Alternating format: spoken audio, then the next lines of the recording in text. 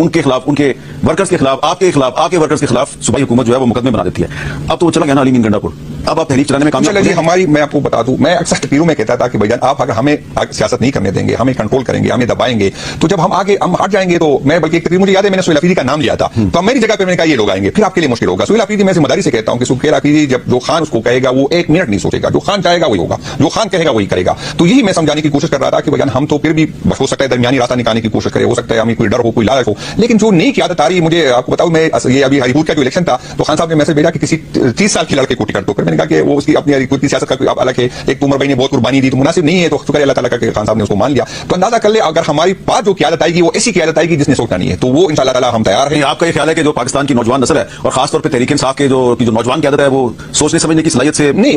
मैं उसको कहता हूँ सोचने समझने की, आप कह रहे हैं कि वो अंधी तकलीफ करेंगे? अंधी तकलीफ नहीं करेंगे, मैं दूसरे एंगल से उसको देखता हूँ। मैं फैमिली वाला हूँ, मुझे डराया जाता है कि आप ये है, आपकी फैमिली है, मेरे बच्चे हैं, मैं डरता हूँ। मैं सोचता हूँ कि यार अगर ये करूंगा तो बच्चे हैं मेरे, मेरी बीवी है, मेरी, तो उन चीजों से मैं डरता हूँ। मैं ये कहता हूँ कि भाईजान मैं 10 साल में रह चुका हूँ, कल नए वाले नोटिस दे देंगे, उसे तो साबित नहीं, मैंने तो जलील होना है। लेकिन जब इनके पास इनको कंट्रोल करने वाली चीजें पर नहीं होगी, मैं ये कह रहा हूँ,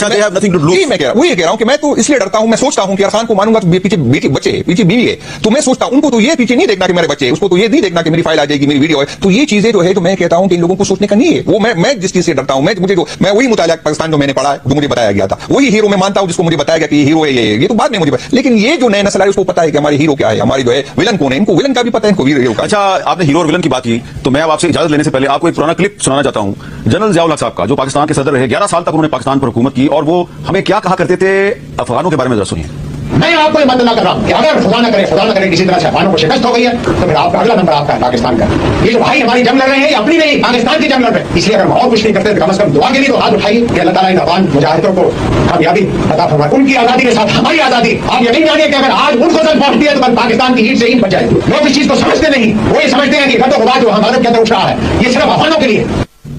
तो ये कुछ मैंने इसलिए आपको ये सुनवाया है, ये क्लिप पाकिस्तान के साबिक सदर